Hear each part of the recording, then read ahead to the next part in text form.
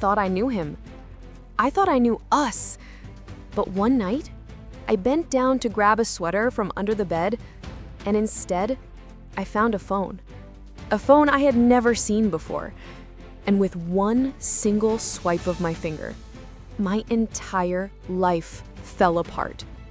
It started on an ordinary night, the kind of night where nothing feels extraordinary, and yet, everything changes in a heartbeat. I was sitting on the edge of our bed, absent-mindedly scrolling through my phone when I realized I'd left my sweater on the floor. I bent down to look underneath, my hair falling in front of my face, my hand reaching out into the shadows. And that's when I felt it. Not fabric, not shoes. Something colder, harder. I pulled it out slowly, my mind already racing before I even saw what it was. A phone. A sleek black phone I didn't recognize. For a split second, I laughed at myself. Maybe it was his old one. Maybe he shoved it under the bed and forgot. But when I turned it in my hands, I knew better. It wasn't dusty, it wasn't cracked, it wasn't old. It was spotless, clean, alive. And yet it was completely foreign to me. My chest tightened, my stomach dropped. Why would he need another phone? At first, I tried to convince myself it was innocent. Maybe for work, maybe a backup, maybe anything but what my gut was screaming at me. But then, I pressed the button. The screen lit up instantly. No passcode, no fingerprint, just open. Waiting. And the first thing I saw was a wallpaper I didn't recognize. Just a stock photo of waves crashing against rocks. So impersonal. So unlike him. My fingers hovered, trembling. I told myself, don't look. Don't go through it. But another voice inside me whispered louder. You have to. Because deep down, I already knew. The silence in the room grew heavier, almost suffocating. He was still in the shower, humming that stupid tune he always did like nothing was wrong. And here I was, clutching a phone that felt like a ticking bomb in my hands. And then, it happened. A buzz. A vibration against my palm. The screen lit up again. One notification. One message. One name. A woman's name. My whole body froze. My breath hitched in my throat. I stared at it like it was glowing with fire, burning straight into me.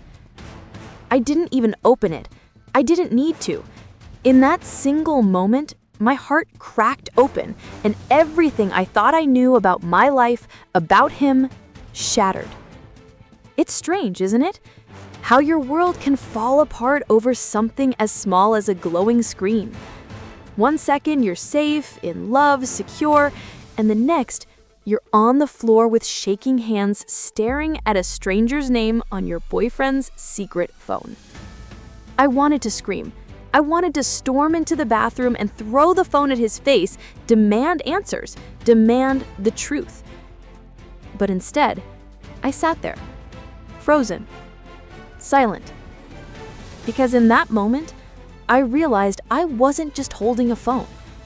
I was holding every lie he had ever told me. And I hadn't even unlocked it yet. Cliffhanger. Before I tell you what that phone revealed, you need to know what we were. Because we weren't just two people dating. At least that's not how it felt to me. We were a story, a dream, a picture of love I thought would last forever. From the beginning, he swept me off my feet. He knew how to make me laugh until my stomach hurt. He remembered the tiniest details, like the way I take my coffee, or how I can never sleep without a blanket no matter how hot it is. He made me feel seen in a way no one else had ever had. Our friends used to joke that we were relationship goals, and I believed it. I believed every smile, every promise, every late night I love you whispered into the dark. He would grab my hand in public, spin me around in the kitchen while we cooked, leave little notes in my bag that said things like, "Thinking of you always." He made me feel chosen, safe, cherished.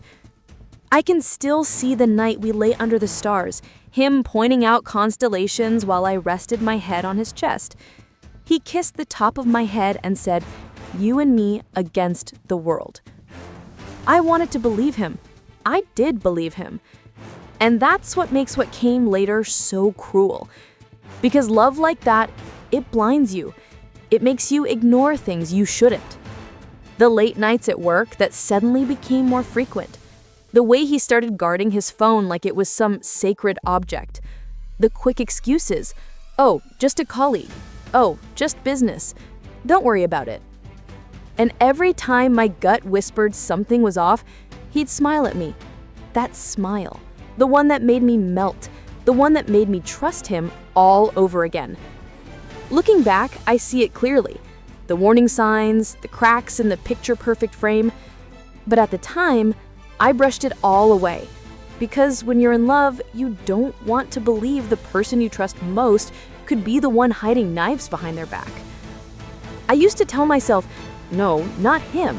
He loves me. He'd never. But love can be a dangerous thing. It can make you deaf to the truth that's screaming right in front of you.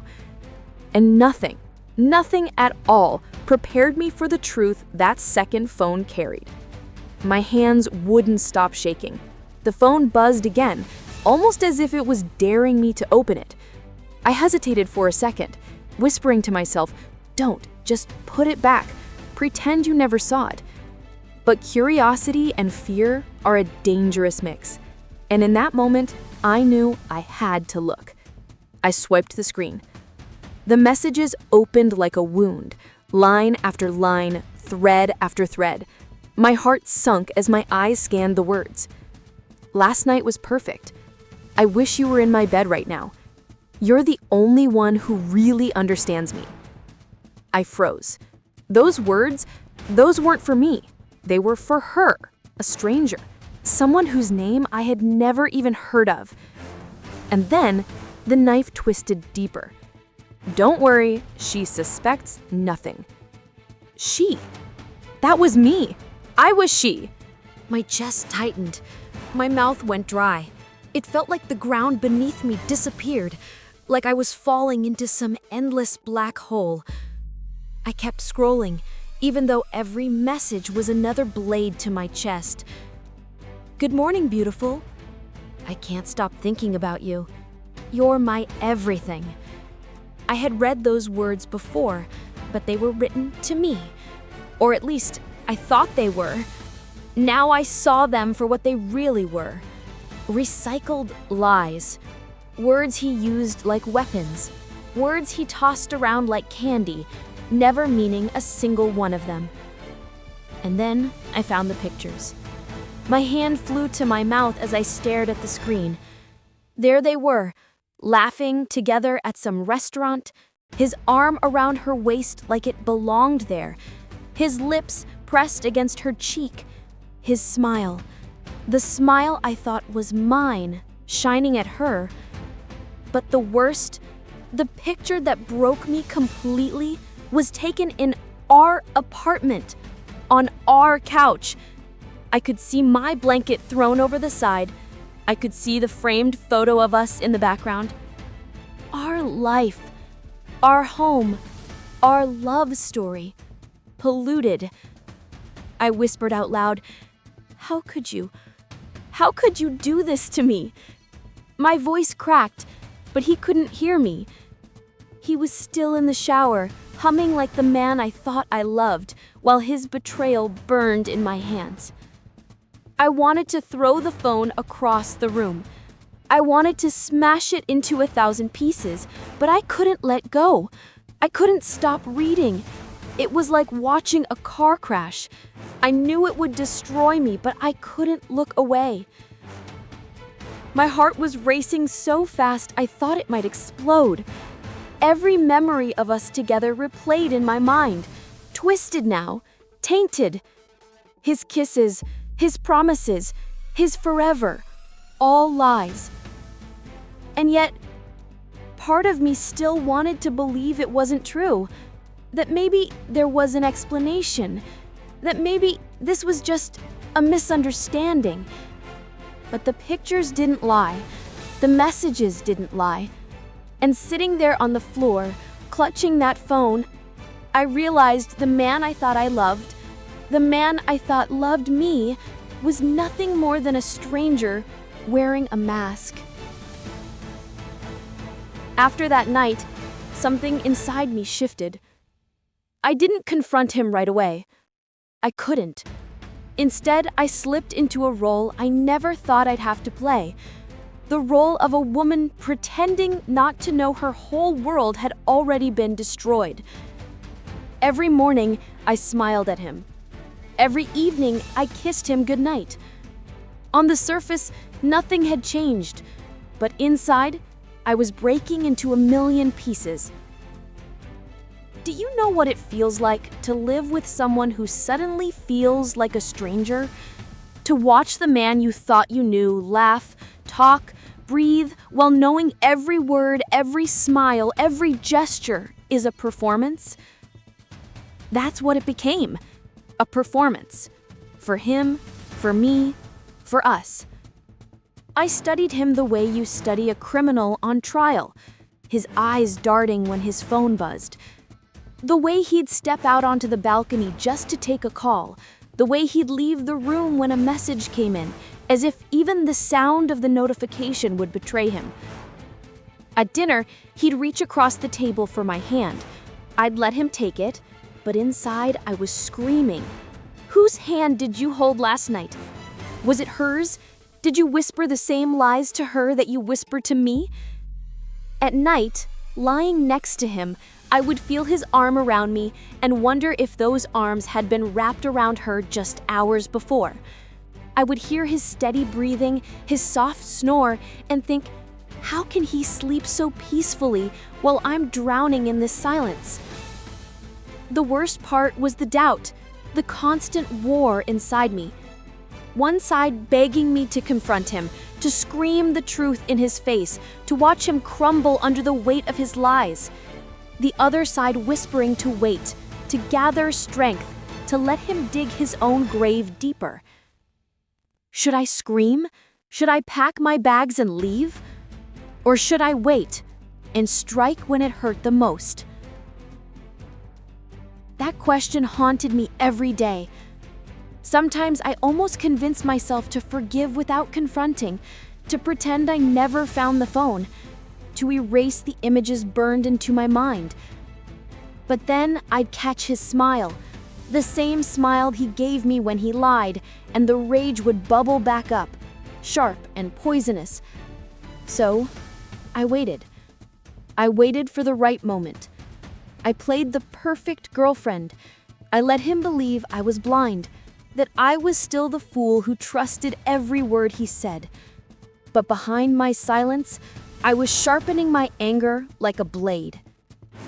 Because when I finally confronted him, I knew it wouldn't just be about betrayal. It would be about revenge.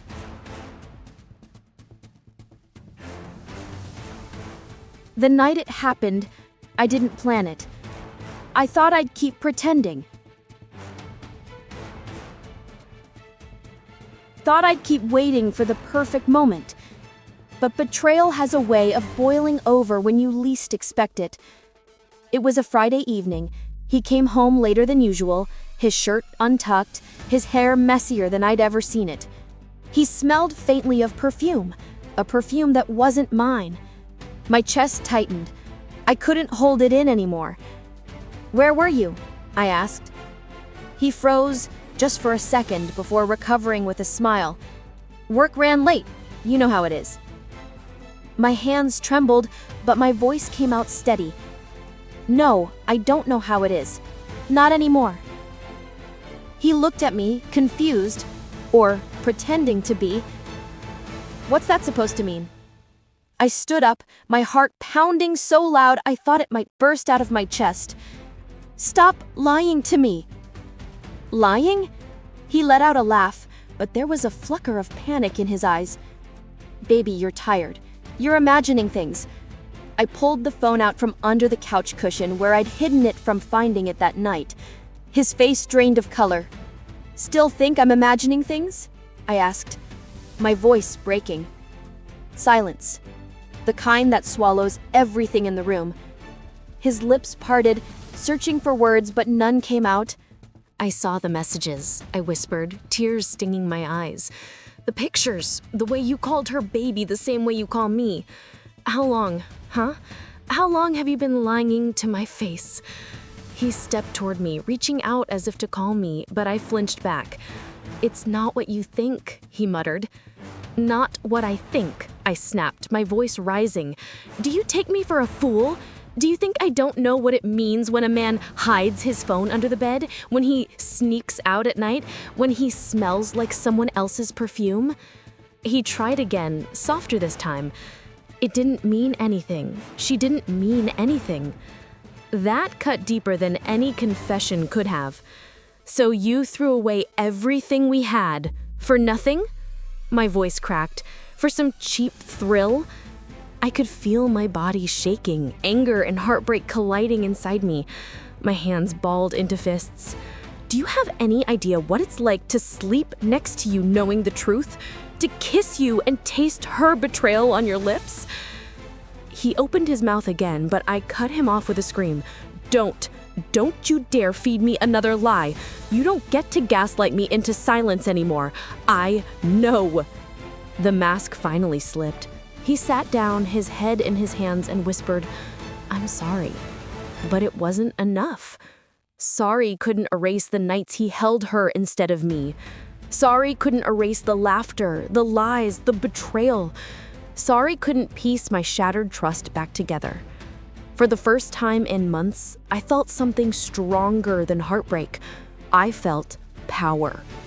I looked at him, broken and exposed, and I knew the confrontation was over. But the war had just begun, because I wasn't done yet. Not until he felt even a fraction of the pain he had carved into me. Revenge wasn't the first thought that came to me. At first, it was just pain, raw, searing, unbearable pain. But when pain lingers too long, it transforms into something else, something sharper. I had spent weeks living in silence, carrying his lies like stones in my chest. I cried until my body ached, until there were no more tears left. And then one morning, I looked at myself in the mirror and whispered, enough. If he could play a double life, so could I. I started small. I played the perfect girlfriend again, smiling at him, laughing at his stupid jokes, pretending to believe his excuses. Every time he thought he had me fooled, a little smirk tugged at my lips when he wasn't looking. Because this time, I was the one holding the secret. He thought he was clever hiding that second phone. He didn't know I had copied every message, every picture, every word. I had evidence, and evidence was power. I didn't scream, I didn't fight, I didn't tell him I was leaving. No, that would have been too easy for him. I wanted him to feel exposed, vulnerable, just like he made me feel. So, I reached out to her, the other woman. My fingers trembled when I typed, but my heart was steady. I sent her screenshots, the words he whispered to me, mirrored perfectly to her. I expected her to fight me, to deny it, to protect him. But instead, she sent back one line. That changed everything. She didn't know. Turns out she thought she was the only one, just like me. She was just another victim of his lies. That's when I realized he wasn't just a cheater.